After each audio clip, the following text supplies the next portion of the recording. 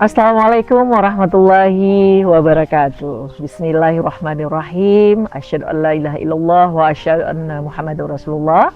Allahumma shalli ala sayyidina Muhammad wa ala ali sayyidina Muhammad. Pertama-tama mari kita panjatkan puji syukur kehadirat Allah Subhanahu wa taala yang selalu memberikan rahmat dan karunia-Nya kepada kita semua, sehingga kita masih tetap bisa menjalankan ibadah puasa pada tahun ini. Salawat dan salam kita haturkan kepada junjungan kita Nabi besar Muhammad Sallallahu Alaihi Wasallam yang memberikan tuntunan kehidupan yang lebih baik kepada kita semua. Tema kali ini mengenai perempuan karir menurut Islam. Ini sangat menarik ya. Di samping saya perempuan dan juga sekarang ini perempuan karir itu menjadi topik yang hangat ya. Karena selalu ada pertanyaan terkait dengan perempuan yang berkarir. Dalam masyarakat modern sekarang ini, kita tentu tidak bisa menafikan ya bahwa perempuan juga sudah keluar rumah, bekerja, dan mempunyai karir yang juga luar biasa gitu ya. Dan tidak ada larangan sebenarnya dalam Islam ataupun dalam undang-undang di Indonesia perempuan untuk berkarir gitu ya. Walaupun secara budaya mungkin masih ada beberapa pandangan bahwa perempuan harusnya tidak bekerja, sebaiknya memilih di rumah saja. Tapi tentu ini terus menjadi perdebatan, karena pada hakikatnya perempuan juga punya hak yang sama dengan laki-laki untuk memperoleh pendidikan dan juga untuk berkarya untuk masyarakat. Menarik nih kalau kita mencoba melihat ya, izinkan saya ya membacakan data agar apa yang kita diskusikan ini menjadi lebih kuat gitu ya. Berdasarkan data Badan Statistik ya, BPS Februari 2024 ya, bahwa presentasi tenaga kerja formal perempuan di Indonesia mencapai 36,32%. Jumlah pelaku UKM perempuan mencapai 37 juta orang. Kemudian wirausaha itu sebanyak 41,6% dari wirausaha di Indonesia, dan itu adalah perempuan ya. Pekerja paruh waktu di Indonesia juga meningkat drastis ya, menjadi 24,2 juta ya pada Agustus 2024 ya. Peningkatan ini terus terjadi pada tahun 2025. BPS menyatakan bahwa 86,58 juta orang atau 59,40% pekerja di sektor informal meningkat ya signifikan ya dibandingkan sebelumnya gitu ya. Dan ini menarik karena 64,25% itu adalah perempuan, bayangkan gitu ya. Jadi jumlah perempuan bekerja, baik formal ataupun informal itu sangat luar biasa gitu ya. Masa pandemi juga kita tahu ya bahwa perempuan-perempuan ini menjadi kekuatan ya dalam rumah tangga, dan mereka berkreasi, kemudian mereka beride untuk membuka UKM dan kemudian menjadi penopang ekonomi keluarga. Nah, pertanyaannya adalah kembali pada judul hari ini ya, apakah Islam memperbolehkan perempuan untuk bekerja ya, dan apa saja hak mereka sebenarnya. Nah, sebagaimana yang saya sampaikan sebelumnya, pada dasarnya tidak ada larangan dalam Islam ya untuk perempuan jika ingin bekerja atau keluar rumah ya, selama memang tidak melanggar syariat-syariat Islam ya. Saya pikir ini juga berlaku pada laki-laki sebenarnya ya. Bukan hanya perempuan, tapi laki-laki pun sebenarnya ketika bekerja pun untuk mencari nafkah tentu sangat tidak boleh ya melanggar ajaran agama. Dan dalam perspektif Islam dinyatakan ya bahwa laki-laki dan perempuan itu punya hak yang sama ya. Kita sebagai makhluk yang diciptakan oleh Allah SWT, baik laki-laki dan perempuan punya hak yang sama, sebagaimana dinyatakan firman Allah Surah An-Nisa ayat 32 yang artinya, janganlah kamu iri hati kepada apa yang Allah lebihkan sebagian kamu atas sebagian yang lain. Untuk laki-laki ada bagian dari apa yang mereka usahakan, dan untuk perempuan ada bagian dari apa yang mereka usahakan. Jadi sebenarnya Allah sudah menyampaikan ya secara adil antara untuk laki-laki dan perempuan, karena pada dasarnya dan pada hakikatnya ya memang kita tidak mungkin sama persis. Ada peran-peran yang berbeda, ada hal-hal yang berbeda, akan tetapi perbedaan itu tentu tidak menjadi alasan untuk menimbulkan ketidakadilan. Tidak menjadi alasan untuk melarang perempuan memperoleh pendidikan, untuk melarang perempuan untuk berkarya, untuk berkarir dan lain sebagainya. Karena pada hakikatnya ya semua orang butuh aktivitas pada dasarnya, ya. Karena aktivitas itu melahirkan kenyamanan juga, melahirkan penghargaan pada diri sendiri dan juga penghargaan dari lingkungan, dan itu sangat diperlukan oleh setiap individu. Nah, oleh karena itu ayat tadi pun menjelaskan pada kita bahwa semua kita itu wajib berusaha, gitu, wajib berikhtiar, dan usaha kita hasilnya sangat tergantung dari apa yang kita lakukan, ya. Jadi itu merupakan pelajaran juga dan juga nilai yang harus kita yakini bahwa kita harus terus berusaha. Kita tidak boleh menyerah, kita tidak boleh iri pada orang lain, iri pada keberhasilan orang lain, padahal kita sendiri punya peluang untuk berhasil juga, gitu ya. Nah, kita merasa kenapa orang lain berhasil, kenapa saya nggak berhasil, gitu ya.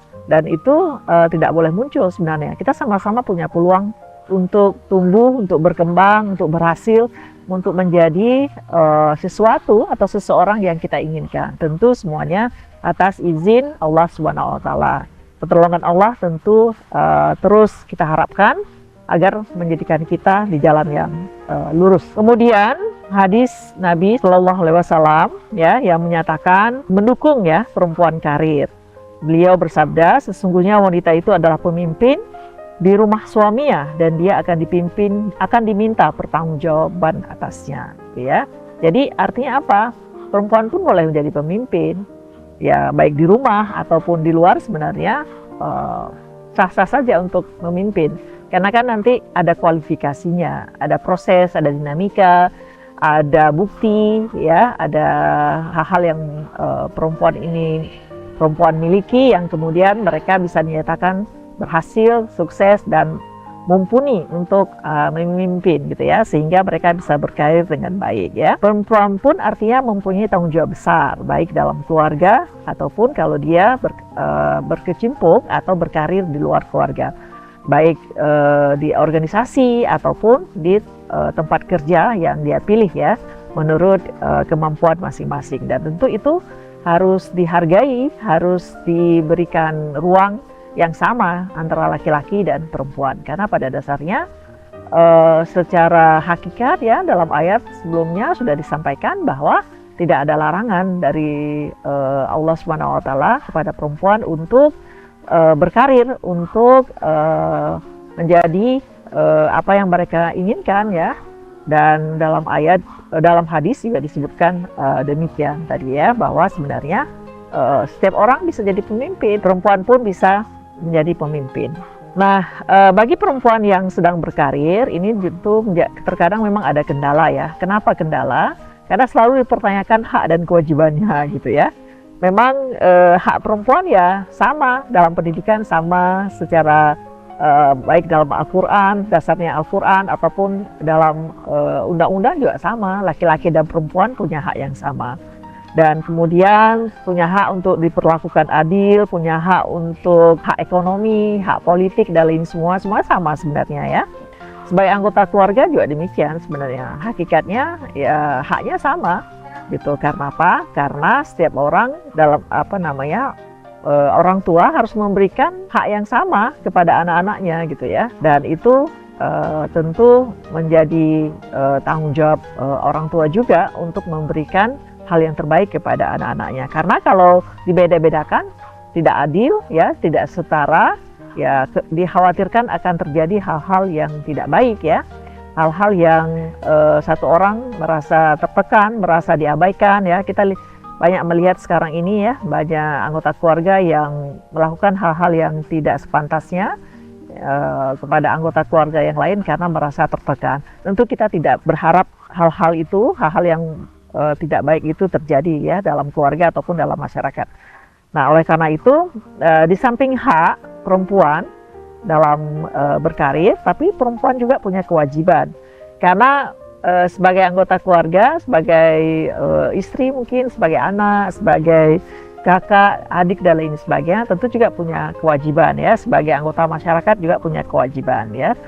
Nah, perempuan tidak dilarang untuk berkarir dan juga punya hak untuk berkarir, tapi tentu harapannya tidak melupakan ya tugasnya sebagai perempuan ya, sebagai istri, sebagai ibu dan lain sebagainya. Tapi tentu ini pertanyaan juga, apa sih tugas perempuan sebagai ibu dan sebagai istri atau sebagai anggota keluarga yang lain?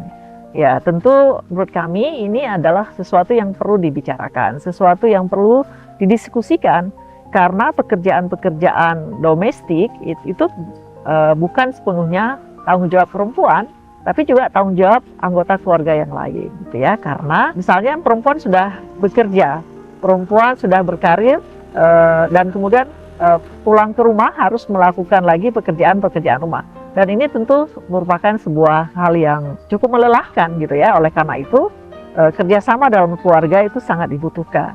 Kerjasama untuk saling menghargai, kolaborasi dalam keluarga itu sangat diperlukan. Karena yang namanya rumah tangga kan dibangun bersama. Tangga itu kan tidak ada satu ya tangganya ya. Pasti beberapa, yang namanya tangga kan ada beberapa ya, anak tangga yang perlu dibutuhkan untuk mencapai posisi yang lebih baik gitu kan. Jadi memang anggota-anggota keluarga itu harus saling bekerja sama, baik suami, ayah, atau anak-anak ya, atau anggota keluarga lain harus saling bekerja sama. Karena kerjasama itulah yang kemudian bisa menumbuhkan saling memahami, saling percaya satu sama lain. Dan bukankah tujuan keluarga juga harus dicapai secara bersama-sama? Tidak bisa hanya dilakukan oleh ayah, oleh ibu, ya, oleh suami, oleh istri, oleh anak-anak saja, tapi semuanya harus berperan, ya, semuanya harus berperan aktif membangun dalam sebuah konstruksi sosial keluarga yang harapannya ya bisa melahirkan hal-hal yang baik, mencapai tujuan yang diinginkan. Begitu juga dengan dalam negara juga demikian sebenarnya ya.